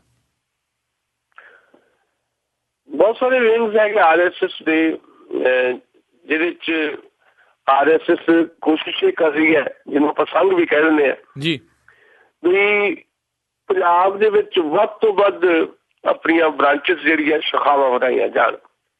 ਇਸ ਵੇਲੇ 650 ਸ਼ਾਖਾਵਾਂ ਨੇ ਪੰਜਾਬ 'ਚ RSS ਦੀਆਂ। ਹੁਣ ਪੰਜਾਬ ਦੇ 200 ਦੇ ਕਰੀਬ ਪਿੰਡ ਤੇ ਕਸਬੇ ਟਾਰਗੇਟ ਕੀਤੇ ਹੈ RSS ਨੇ, ਜਿੱਥੇ ਉਹਨਾਂ ਨੇ ਆਪਣੀਆਂ ਨਵੀਆਂ ਬ੍ਰਾਂਚਾਂ ਬਣਾਉਣੀਆਂ। ਨਾਲ ਦੀ ਨਾਲ ਜਿਹੜੇ ਡੇਰੇ ਹੈ ਜੀ, ਰਾਧਾ ਸਵਾਮੀ ਦੇ ਡੇਰੇ ਵੀ ਜਾ ਰਹੇ ਆ RSS ਦੇ ਲੋਕ, ਤੇ ਲਾਲ ਕ੍ਰਿਸ਼ਨ ਅਡਵਾਨੀ ਵੀ ਇੱਕ ਰਾਤ ਉੱਥੇ ਰਹਿ ਕੇ ਆਏ ਰਾਧਾ ਸਵਾਮੀ ਡੇਰੇ। ਜਿਹੜਾ ਸੱਚੇ ਸੌਦੇ ਵਾਲਾ ਡੇਰਾ ਹੈ ਉਹਨੂੰ ਪਹਿਲੇ ਹਰਿਆਣੇ ਦੇ ਵਿੱਚ ਅਪਰੋਚ ਕੀਤਾ ਜਾ ਚੁੱਕਾ ਸੀ ਤੇ ਪੰਜਾਬ ਦੇ ਵਿੱਚ ਵੀ ਉਹਦਾ ਅਸਰ ਹੈ। ਸੋ ਉਹਨੂੰ ਵੀ RSS ਆਪਣੇ ਤਰੀਕੇ ਦੇ ਨਾਲ BJP ਦੇ ਹੱਕ 'ਚ ਪਹੁੰਚਾਉਣ ਦੀ ਕੋਸ਼ਿਸ਼ 'ਚ ਹੈ। BJP ਦੇ ਜਿਹੜੇ ਵੱਖ-ਵੱਖ ਖੇਤਰਾਂ 'ਚ ਵਿੰਗ ਹੈ, ਚਾਹੇ ਕਿਸਾਨ ਵਿੰਗ ਹੈ, ਚਾਹੇ ਉਹ ਨੌਜਵਾਨਾਂ ਦਾ ਵਿੰਗ ਹੈ, ਚਾਹੇ ਉਹ ਮਜ਼ਦੂਰ ਸੰਘ ਹੈ, ਏਦਾਂ ਹੀ ABVP ਜਿਹਦਾ ਤੁਸੀਂ ਜ਼ਿਕਰ ਕੀਤਾ ਅਖਿਲ ਭਾਰਤੀ ਵਿਦਿਆਰਥੀ ਪ੍ਰੀਸ਼ਦ ਜੀ, ਉਹਨੂੰ ਵੀ ਬਹੁਤ ਐਕਟਿਵ ਕਰੇ, ਕਿਉਂਕਿ ਉਹਨੂੰ ਇਹ ਲੱਗਦਾ ਕਿ ਜਿਹੜੇ ਸਟੂਡੈਂਟ ਮੂਵਮੈਂਟ 'ਚੋਂ ਜਿਹੜੇ ਲੋਕ ਆਉਂਦੇ ਹੈ ਉਹ ਦੇਰ ਤੱਕ ਉਹਨਾਂ ਦੇ ਨਾਲ ਰਹਿੰਦੇ ਆ, ਉਹਨਾਂ 'ਚ ਐਨਰਜੀ ਬੜੀ ਹੁੰਦੀ ਹੈ ਜੋ ਬੜੇ ਪੋਜ਼ਿਟਿਵ ਰਿਜ਼ਲਟ ਦੇ ਸਕਦੇ ਆ। ਜੀ ਜੀ। ਅੰਮ੍ਰਿਤਸਰ ਦੇ ਵਿੱਚ ਹੁਣ 2 ਦਿਨ ਦਾ ਨੈਸ਼ਨਲ ਸੰਮੇਲਨ ਜਿਹੜਾ ਆ ਅਖਿਲ ਭਾਰਤੀ ਵਿਦਿਆਰਥੀ ਪ੍ਰੀਸ਼ਦ AVP ਜਿਹੜੀ ਆ ਉਹ ਕਰ ਰਹੀ ਹੈ। ਪੰਜਾਬ ਦੇ ਸਕੂਲਾਂ ਤੇ ਕਾਲਜਾਂ ਦੇ ਵਿੱਚ ਉਹਦੀ ਪਕੜ ਮਜ਼ਬੂਤ ਕਰਨ ਵਾਸਤੇ ਦਿੱਲੀੋਂ ਵੀ ਸਪੈਸ਼ਲੀ ਜਿਹੜੀ ਮਦਦ, ਜਿਹੜੀ ਵਿਚਾਰਧਾਰਕ ਤੌਰ ਦੇ ਉੱਤੇ ਵੀ ਲੀਡਰਸ਼ਿਪ ਨੂੰ ਮਦਦ ਚਾਹੀਦੀ ਹੁੰਦੀ ਹੈ, ਤੇ ਆਰਥਿਕ ਮਦਦ ਵੀ ਜਿਹੜੀ AVP ਨੂੰ ਭੇਜੀ ਜਾ ਰਹੀ ਹੈ। ਸੋ ਪੂਰਾ ਯਤਨ ਹੈ ਕਿ ਪੰਜਾਬ ਦੇ ਵਿੱਚ ਆਪਣੇ ਪੈਰ ਪਸਾਰੇ ਜਾਣ ਤੇ ਆਉਣ ਵਾਲੀਆਂ 2017 ਦੇ ਵਿਧਾਨ ਸਭਾ ਚੋਣਾਂ ਦੇ ਵਿੱਚ ਇੱਕ ਬੂਸਟ ਪੂਰੇ ਦਾ ਪੂਰਾ ਜਿਹੜਾ ਹੈ BJP ਨੂੰ, ਜਿਹੜੇ ਇਹ ਵਿੰਗ ਹੈ RSS ਦੇ ਵੀ ਤੇ BJP ਦੇ, ਉਹਨਾਂ ਰਾਹੀਂ ਦਿੱਤਾ ਜਾਏ ਤਾਂ ਜੋ BJP ਜਿਹੜੀ ਹੈ ਉਹ ਇੱਕ ਮਜ਼ਬੂਤ ਧਿਰ ਬਣ ਕੇ ਪੰਜਾਬ ਦੇ ਵਿੱਚ ਸਥਾਪਿਤ ਹੋਵੇ। ਇਸ ਯਤਨ 'ਚ ਸਾਰੀ ਐਕਟੀਵਿਟੀਜ਼ ਤੁਸੀਂ ਦੇਖ ਸਕਦੇ ਹੋ। ਜੀ ਜੀ। ਤੇ ਅਗਲੀ ਗੱਲ ਕਰਦੇ ਹਾਂ, ਜਿਹੜੀਆਂ ਲੋਕ ਸਭਾ ਦੀਆਂ ਚੋਣਾਂ ਦੇ ਵਿੱਚ ਇੱਕ ਮਜ਼ਬੂਤ ਧਿਰ ਜਿਹੜੀ ਹੈ ਸਾਬਤ ਹੋਈ ਆਮ ਆਦਮੀ ਪਾਰਟੀ, ਕਿਤੇ ਨਾ ਕਿਤੇ ਉਹਨਾਂ ਨੂੰ ਹੁਣ ਪੰਜਾਬ ਦੇ ਵਿੱਚ ਜਿਹੜਾ ਖੋਰਾ ਉਹ ਲੱਗਣਾ ਸ਼ੁਰੂ ਹੋ ਗਿਆ। ਦੇਖੋ, ਪੰਜਾਬ ਦੇ ਵਿੱਚ 4 MP ਹੈ ਆਮ ਆਦਮੀ ਪਾਰਟੀ ਦੇ। ਜਿਹੜੀ ਚੜ੍ਹਤ ਦਾ ਦੌਰ ਸੀ ਉਹ 4 MP ਜਿਹੜੀ ਲੈ ਕੇ ਆਉਣਾ ਆਪਣੇ ਆਪ ਦੇ ਵਿੱਚ ਉਹਦਾ ਸਬੂਤ ਇਹੀ ਹੈ। ਪਰ 4 MP ਹੈ, 4 ਮੈਂਬਰ ਪਾਰਲੀਮੈਂਟ, 4 ਦੀ ਵਿਚਾਰਧਾਰਾ ਇੱਕ ਨਹੀਂ। ਸਰਕਾਰ ਨੂੰ 1-2 MP ਦਿਖਾਈ ਦਿੰਦੇ ਆ, ਭਗਵੰਤ ਮਾਨ ਜਾਂ ਕਿਤੇ ਕਿਤੇ ਧਰਮਵੀਰ ਗਾਂਧੀ ਹੋਣੀ, ਬਾਕੀ 2 MP ਉਹ ਕਿਤੇ ਦਿਖਾਈ ਨਹੀਂ ਦਿੰਦੇ। ਜਥੇ ਉਹਨਾਂ ਦਾ ਢਾਂਚਾ ਭਾਵੇਂ ਸੁੱਚਾ ਸਿੰਘ ਛੋਟੇਪੁਰ ਨੂੰ ਕਨਵੀਨਰ ਲਾ ਦਿੱਤਾ ਗਿਆ ਪੰਜਾਬ ਦਾ, ਪਰ ਪੰਜਾਬ ਤੋਂ ਉਸਾਰ ਨਹੀਂ ਸਕੇ। ਉਲਟਾ ਇਹ ਹੋਇਆ ਵੀ 7 ਕਨਵੀਨਰ ਜਿਹੜੇ ਆਮ ਆਦਮੀ ਪਾਰਟੀ ਦੇ ਪੰਜਾਬ 'ਚ ਉਹਨਾਂ ਨੇ ਰਿਜ਼ਾਈਨ ਕਰ ਦਿੱਤਾ। 200 ਦੇ ਕਰੀਬ ਵਲੰਟੀਅਰ ਜਿਹੜੇ ਆ ਉਹ ਆਮ ਆਦਮੀ ਪਾਰਟੀ ਨੂੰ ਛੱਡ ਗਏ, ਇਹ ਦੋਸ਼ ਲਾ ਕੇ ਵੀ ਇਹ ਜਿਹੜੀ ਆਮ ਆਦਮੀ ਪਾਰਟੀ ਹੈ ਇਹ ਕੇਵਲ ਤੇ ਕੇਵਲ ਅਰਵਿੰਦ ਕੇਜਰੀਵਾਲ ਦੀ ਪਾਰਟੀ ਬਣ ਕੇ ਰਹਿ ਗਈ ਹੈ। 2-4 ਬੰਦੇ ਇਸ ਪਾਰਟੀ ਨੂੰ ਚਲਾ ਰਹੇ ਆ, ਆਪਣੇ ਸਵਰਾਜ ਦੇ ਨਿਸ਼ਾਨੇ ਤੇ ਪਾਰਟੀ ਜਿਹੜੀ ਆ ਭਟਕ ਗਈ ਹੈ। ਸੋ ਪੰਜਾਬ ਦੇ ਵਿੱਚ ਇਸ ਵੇਲੇ ਦੀ ਸਿਚੁਏਸ਼ਨ ਇਹ ਹੈ ਵੀ ਆਮ ਆਦਮੀ ਪਾਰਟੀ ਜਿਹੜਾ ਇੱਕ ਬਹੁਤ ਵੱਡੇ ਪੱਧਰ ਦੇ ਉੱਤੇ ਫੈਲਾਅ ਹੋਣਾ ਚਾਹੀਦਾ ਸੀ, ਉਹ ਫੈਲਾਅ ਹੁਣ ਰੁਕ ਨਹੀਂ ਗਿਆ, ਸਗੋਂ ਉਹ ਫੈਲਾਅ ਸੁੰਗੜਦਾ ਜਾ ਰਿਹਾ। ਤੇ ਇਹ ਚਿੰਤਾ ਦਾ ਵਿਸ਼ਾ ਜ਼ਰੂਰ ਹੋਣਾ ਚਾਹੀਦਾ ਹੈ ਆਮ ਆਦਮੀ ਪਾਰਟੀ ਦੀ ਲੀਡਰਸ਼ਿਪ ਵਾਸਤੇ। ਤੇ ਪੰਜਾਬ ਦੇ ਲੋਕ ਵੀ ਕਿਉਂਕਿ ਬਦਲ ਚਾਹੁੰਦੇ ਆ, ਕਾਂਗਰਸ, ਅਕਾਲੀ ਤੇ BJP ਦੇ ਖਿਲਾਫ ਕਿਸੇ ਬਦਲ ਦੀ ਜ਼ਰੂਰਤ ਹੈ ਪੰਜਾਬ 'ਚ। ਆਮ ਆਦਮੀ ਪਾਰਟੀ 'ਚ ਲੋਕ ਬਦਲ ਦੇਖ ਰਹੇ ਸੀ, ਪਰ ਉਹਦੀ ਲੀਡਰਸ਼ਿਪ ਵਿਚਾਰਧਾਰਕ ਤੌਰ ਦੇ ਉੱਤੇ ਯਾਨੀ ਆਈਡੀਓਲੋਜੀਕਲ ਲੈਵਲ ਤੇ ਵੀ ਤੇ ਜਥੇਬੰਦੀ ਦੇ ਲੈਵਲ ਤੇ ਵੀ ਤੇ ਡਿਸਪਲਿਨ ਦੇ ਲੈਵਲ ਤੇ ਵੀ ਉਹ ਬਦਲ ਨਹੀਂ ਪੇਸ਼ ਕਰ ਸਕੀ, ਜਿਹਦਾ ਨੁਕਸਾਨ ਜਿਹੜਾ ਦਿੱਲੀ 'ਚ ਵੀ ਅਸੀਂ ਦੇਖ ਰਹੇ ਹਾਂ। ਜੇ ਅੱਜ ਦਿੱਲੀ ਚੋਣਾਂ ਹੁੰਦੀਆਂ ਤੇ ਸਰਵੇ ਜਿਹੜੇ ਆਦੇ ਦੇ ਮੁਤਾਬਕ 28 ਤੋਂ ਘੱਟ ਕੇ 10 ਘੱਟ ਜਾਣਗੀਆਂ ਸੀਟਾਂ, 15-18 ਸੀਟਾਂ ਰਹਿਣਗੀਆਂ ਆਮ ਆਦਮੀ ਪਾਰਟੀ ਕੋਲ। ਇਹਦੇ ਪੰਜਾਬ 'ਚ ਜਿਹੜਾ ਇੱਕ ਫੈਸ਼ਨ ਚੱਲਿਆ ਸੀ ਆਮ ਆਦਮੀ ਪਾਰਟੀ ਦੀ ਮੈਂਬਰਸ਼ਿਪ ਲੈਣ ਦਾ, ਉਹਦੇ ਤੇ ਵੀ ਕਿਤੇ ਨਾ ਕਿਤੇ ਫੁੱਲ ਸਟਾਪ ਲੱਗ ਗਿਆ ਤੇ ਪੰਜਾਬ 'ਚ ਆਮ ਆਦਮੀ ਪਾਰਟੀ ਜਿਹੜੀ ਹੈ ਲਗਾਤਾਰ ਖੁਰਦੀ ਹੋਈ ਦਿਖਾਈ ਦੇ ਰਹੀ ਹੈ। ਜੀ। ਤੇ ਅਗਲੀ ਗੱਲ ਕਰਦੇ ਆਪਾਂ ਮਹਾਰਾਸ਼ਟਰ ਨੂੰ ਲੈ ਕੇ। ਭਾਜਪਾ ਤੇ ਸ਼ਿਵ ਸੈਨਾ ਦੇ ਸੰਬੰਧਾਂ ਨੂੰ ਇਲੈਕਸ਼ਨ ਤੋਂ ਪਹਿਲਾਂ, ਚੋਣਾਂ ਤੋਂ ਪਹਿਲਾਂ ਇਹਨਾਂ ਨੇ ਰਿਸ਼ਤੇ ਤੋੜ ਦਿੱਤੇ। ਫਿਰ ਜਦ ਬਹੁਤੀਆਂ ਸੀਟਾਂ ਭਾਜਪਾ ਨੂੰ ਮਿਲੀਆਂ, ਫਿਰ ਸ਼ਿਵ ਸੈਨਾ ਉਹਨਾਂ ਦੇ ਨਾਲ ਰਲਣ ਨੂੰ ਵੀ ਤਿਆਰ ਹੋ ਗਈ। ਤੇ ਹੁਣ ਜਿਹੜੀ ਸਥਿਤੀ ਇਹ ਆ ਵੀ ਜਿਹੜੀ ਸ਼ਿਵ ਸੈਨਾ ਆ ਉਹ ਜਿਹੜੀ ਆ ਓਪੋਜੀਸ਼ਨ ਦੇ ਵਿੱਚ ਬੈਠੇਗੀ। ਸ਼ਿਵ ਸੈਨਾ ਨੂੰ ਬਹੁਤ ਜ਼ਿਆਦਾ ਇਸ ਗੱਲ ਦਾ ਕਹਿ ਲਓ ਭਰਮ ਸੀ ਕਿ ਉਹਦਾ ਪ੍ਰੈਸ਼ਰ ਕੰਮ ਕਰੇਗਾ BJP ਤੇ। ਜਦੋਂ RSS ਦਾ ਵੀ ਤੇ BJP ਦਾ ਕਿ ਮਹਾਰਾਸ਼ਟਰ ਦੇ ਵਿੱਚ ਘੱਟੋ ਘੱਟ ਸ਼ਿਵ ਸੈਨਾ ਨੂੰ ਨਾਲ ਰੱਖਿਆ ਜਾਏ, ਪਰ ਸ਼ਿਵ ਸੈਨਾ ਨੇ ਬਹੁਤ ਸਾਰੇ ਮੁੱਦਿਆਂ ਤੇ ਅੜੀ ਕੀਤੀ। ਪਹਿਲਾਂ ਡਿਪਟੀ CM ਮੰਗਿਆ, ਗੱਲ ਨਹੀਂ ਬਣੀ। ਫਿਰ ਆਪਣੀ ਮਰਜ਼ੀ ਦੇ ਮੰਤਰੀ ਦਿੱਤੇ ਤੇ ਨਰਿੰਦਰ ਮੋਦੀ ਦੇ ਉਹ ਵੀ ਨਹੀਂ ਗੱਲ ਮੰਨੀ। ਸਗੋਂ ਜਿਹੜੀ ਸ਼ਿਵ ਸੈਨਾ ਮੰਤਰੀ ਦੇਣੇ ਸੀ ਉਹਦੀ ਥਾਂ ਤੇ ਨਰਿੰਦਰ ਮੋਦੀ ਨੇ ਸ਼ਿਵ ਸੈਨਾ ਦੇ ਇੱਕ MP ਸੁਰੇਸ਼ ਪ੍ਰਭੂ ਨੂੰ ਸ਼ਿਵ ਸੈਨਾ ਨੂੰ ਤੋੜ ਕੇ BJP ਦੀ ਮੈਂਬਰਸ਼ਿਪ ਦਵਾ ਕੇ ਉਹਨੂੰ ਮੰਤਰੀ ਬਣਾਤਾ, ਰੇਲ ਮੰਤਰੀ। ਇਸ ਗੱਲੋਂ ਉਦੋਂ ਠਾਕਰੇ ਚਿੜ ਗਿਆ ਬਹੁਤ ਜ਼ਿਆਦਾ। ਤੇ ਨਾਲ ਉਹਨਾਂ ਨੇ ਕਹਿ ਦਿੱਤਾ ਕਿ ਜੇ NCP ਮਦਦ ਕਰ ਰਹੀ ਹੈ BJP ਦੀ, ਅਸੀਂ ਫਿਰ ਓਪੋਜੀਸ਼ਨ 'ਚ ਬੈਠਾਂਗੇ। ਸੋ ਸ਼ਿਵ ਸੈਨਾ ਨੇ ਫੈਸਲਾ ਕਰ ਲਿਆ ਕਿ ਉਹ ਮਹਾਰਾਸ਼ਟਰ ਦੀ ਵਿਧਾਨ ਸਭਾ 'ਚ ਓਪੋਜੀਸ਼ਨ 'ਚ ਬੈਠੇਗੀ। ਉਹਦਾ ਇੱਕ ਟੈਕਨੀਕਲ ਕਾਰਨ ਇਹ ਰਿਹਾ ਕਿ ਜੇ ਸੋਮਵਾਰ ਰਾਤ ਤੱਕ ਸ਼ਿਵ ਸੈਨਾ ਓਪੋਜੀਸ਼ਨ ਦੀ ਪਾਰਟੀ ਦੇ ਤੌਰ ਤੇ ਵਿਧਾਨ ਸਭਾ 'ਚ ਬੈਠਣ ਦਾ ਫੈਸਲਾ ਨਾ ਕਰਦੀ ਤਾਂ ਫਿਰ ਓਪੋਜੀਸ਼ਨ ਦੇ ਲੀਡਰ ਦਾ ਜਿਹੜਾ ਰੁਤਬਾ ਸੀ ਉਹ ਖੁੱਸ ਜਾਣਾ ਸੀ ਉਹਨਾਂ ਤੋਂ। ਉਹਦੇ ਵਾਸਤੇ ਫਿਰ ਕਾਂਗਰਸ ਪਾਰਟੀ ਦੇ ਕਿਸੇ ਲੀਡਰ ਨੂੰ ਜਿਹੜਾ ਆ ਉਹ ਚੁਣਿਆ ਜਾਣਾ ਸੀ। ਇਸ ਕਰਕੇ ਸ਼ਿਵ ਸੈਨਾ ਹੁਣ ਮਜਬੂਰੀ 'ਚ ਓਪੋਜੀਸ਼ਨ 'ਚ ਬੈਠ ਰਹੀ ਹੈ। ਅੰਦਰੋਂ ਜ਼ਖਮ ਖਾਧਾ ਹੋਇਆ ਬੀਜੇਪੀ ਤੋਂ ਉਹਨਾਂ ਨੇ, ਤੇ ਉਹ ਬੀਜੇਪੀ ਨੂੰ ਕਹਿ ਰਹੀ ਹੈ ਮੈਂ ਸਬਕ ਸਿਖਾਵਾਂਗੀ। ਸਬਕ ਕਿੱਦਾਂ ਸਿਖਾਉਣੇ ਕਿੱਦਾਂ ਨਹੀਂ ਵੱਖਰੀ ਗੱਲ ਹੈ, ਪਰ ਇਸ ਵੇਲੇ ਦੀ ਲੜਾਈ ਉੱਥੇ ਸਪੀਕਰ ਦੇ ਅਹੁਦੇ ਨੂੰ ਲੈ ਕੇ ਹੈ। ਬੀਜੇਪੀ ਨੇ ਆਪਣਾ ਸਪੀਕਰ ਦੇ ਅਹੁਦੇ ਲਈ ਨਾਮਜ਼ਦਗੀ ਭਰਤੀ, ਸ਼ਿਵ ਸੈਨਾ ਨੇ ਆਪਣਾ ਕੈਂਡੀਡੇਟ ਖੜਾ ਕਰ ਦਿੱਤਾ ਤੇ ਕਾਂਗਰਸ ਪਾਰਟੀ ਨੇ ਆਪਣਾ। ਤੇ ਉੱਥੇ ਦਾ ਸਮੀਕਰਨ ਇਹ ਹੈ ਵੀ ਸਪੀਕਰ ਤਾਂ ਕਿਹੜਾ ਜਿੱਦਾਂ ਕਿਹੜਾ ਨਹੀਂ ਇਹ ਤਾਂ ਪਤਾ ਲੱਗ ਜਾਏਗਾ।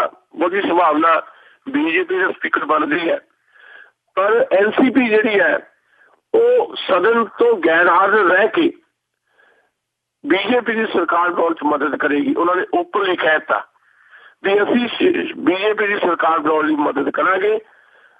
ਹੋ ਸਕਦਾ ਅੰਦਰ ਜਾ ਕੇ ਵੀ ਹਮਾਇਤ ਦੇਣ ਉਹ ਵਿਧਾਨ ਸਭਾ 'ਚ, ਪਰ ਜੇ ਏਦਾਂ ਨਹੀਂ ਹੋਏਗਾ ਤਾਂ ਉਹ ਗੈਰ ਹਾਜ਼ਰ ਰਹਿ ਕੇ ਸਦਨ ਦੇ ਵਿੱਚੋਂ ਬੀਜੇਪੀ ਦੀ ਸਰਕਾਰ ਬਣਾਉਣ ਦੇ ਵਿੱਚ ਵੱਡੀ ਮਦਦ ਕਰੇਗੀ। ਐਨਸੀਪੀ ਸ਼ਿਵ ਸੈਨਾ ਵਾਸਤੇ ਆਪਣੇ ਆਪ ਨੂੰ ਫੇਰ ਤੋਂ ਪੈਰਾਸਰ ਕਰਨ ਵਾਸਤੇ ਥੋੜਾ ਉਹਨੂੰ ਵਕਤ ਲੱਗੇਗਾ, ਪਰ ਅੰਦਰ ਖਾਦੇ ਉਹ ਅੰਦਰੋਂ ਵਾਲੀ ਸ਼ਿਵ ਸੈਨਾ ਬਹੁਤ ਇਸ ਨੂੰ ਔਖੀ ਹੈ ਕਿ ਭਾਰਤੀ ਜਨਤਾ ਪਾਰਟੀ ਨੇ ਜਿਹੜਾ ਆ ਉਹਨੂੰ ਕਾਫੀ ਦੇਰ ਤੱਕ ਨਾਲ ਰੱਖਣ ਦੀ ਗੱਲ ਕੀਤੀ, ਪਰ ਅਖੀਰ 'ਚ ਬੜਾ ਵੱਡਾ ਝਟਕਾ ਜਿਹੜਾ ਸ਼ਿਵ ਸੈਨਾ ਨੂੰ ਬੀਜੇਪੀ ਨੇ ਦਿੱਤਾ ਜੀ।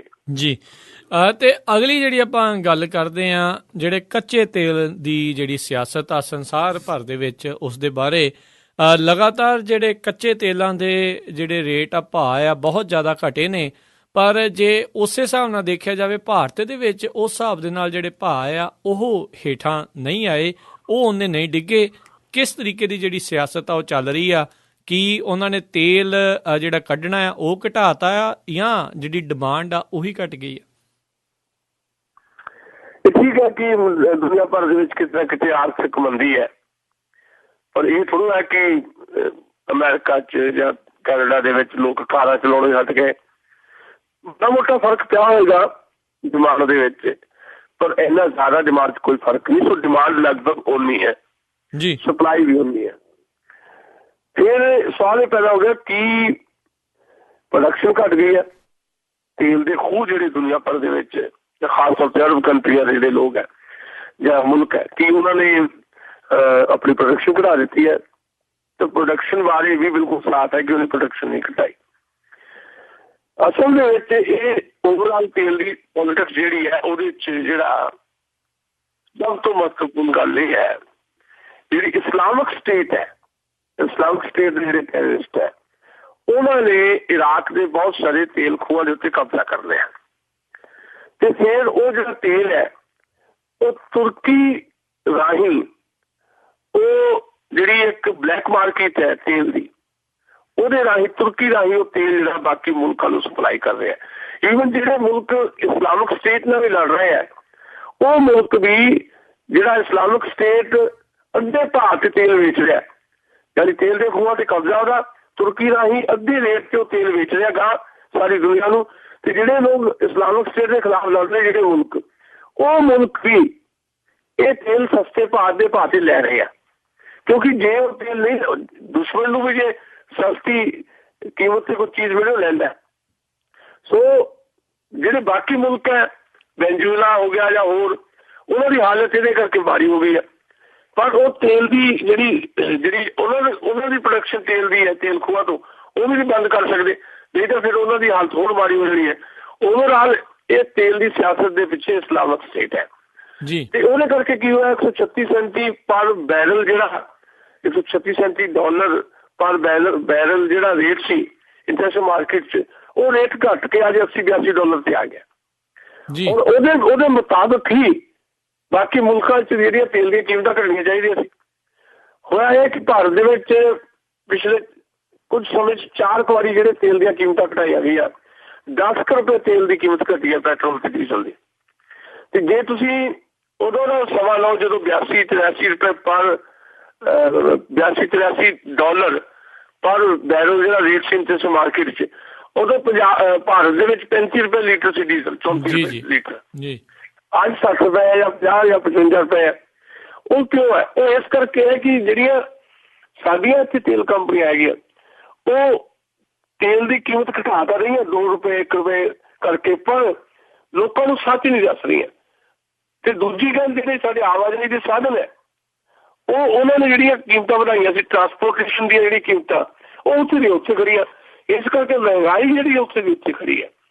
ਯਾਨੀ ਤੇਲ ਦੀਆਂ ਕੀਮਤਾਂ ਜਿਸ ਮਾਰਕੀਟ 'ਚ ਘੱਟ ਗਈਆਂ, ਪਰ ਅਸੀਂ ਉਸ ਰੂਪ 'ਚ, ਕਿਉਂਕਿ ਕੰਟਰੋਲ ਸਾਰਾ ਮਾਰਕੀਟ ਨੂੰ ਦਿੱਤਾ, ਸਰਕਾਰ ਕੋਲ ਕੋਈ ਕੰਟਰੋਲ ਨਹੀਂ ਪੈਟਰੋਲ ਦੀਆਂ ਜਾਂ ਡੀਜ਼ਲ ਦੀਆਂ ਕੀਮਤਾਂ ਤੈਅ ਕਰਨ ਲਈ।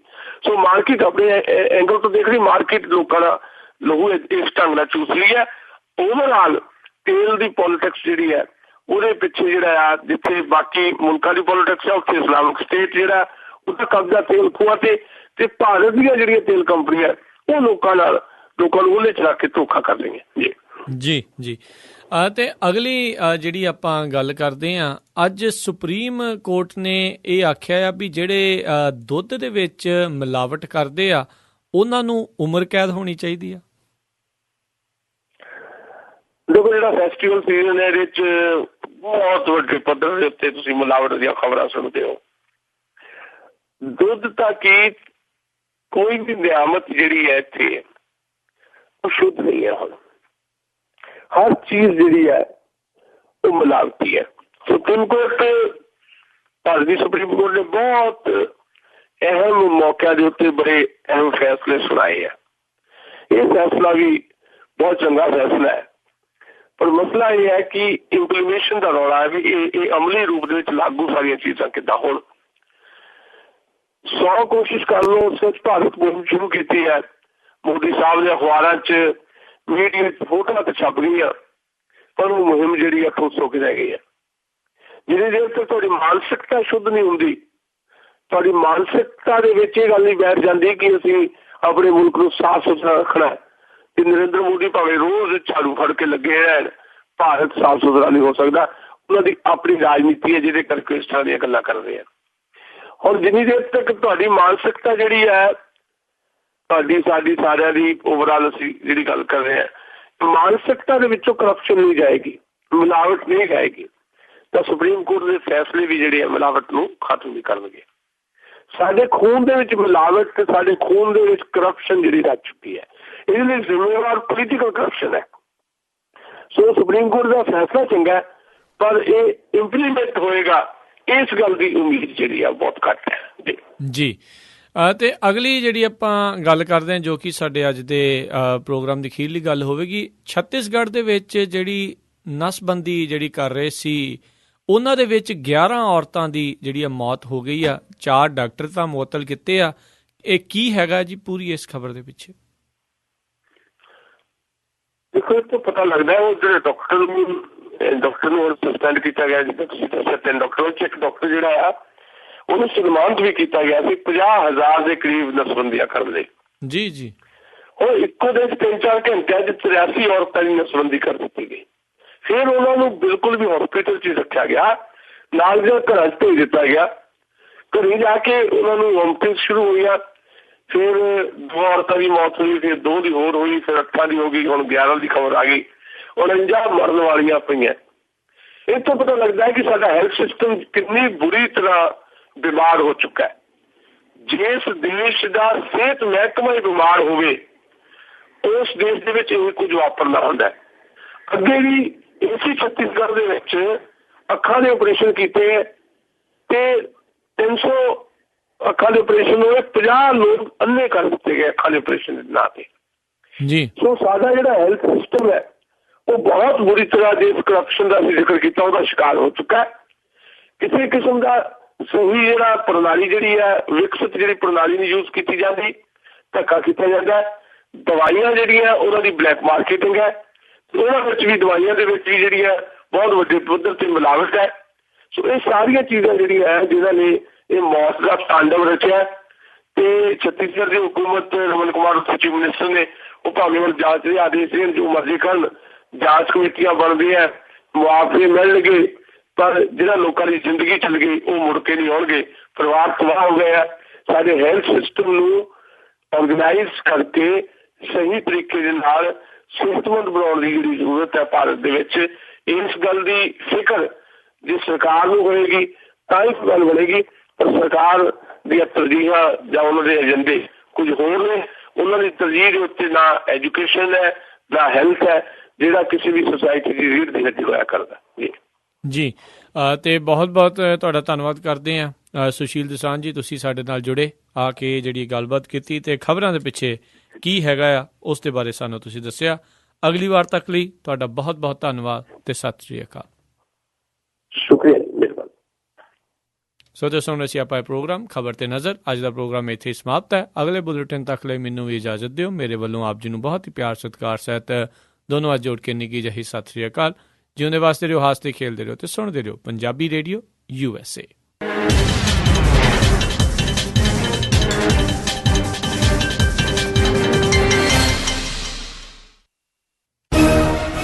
ਚੌਵੀ ਘੰਟਿਆਂ ਦੇ ਵਿੱਚ ਕਿਹੜੀਆਂ ਘਟਨਾਵਾਂ ਬਣੀਆਂ ਸੁਰਖੀਆਂ?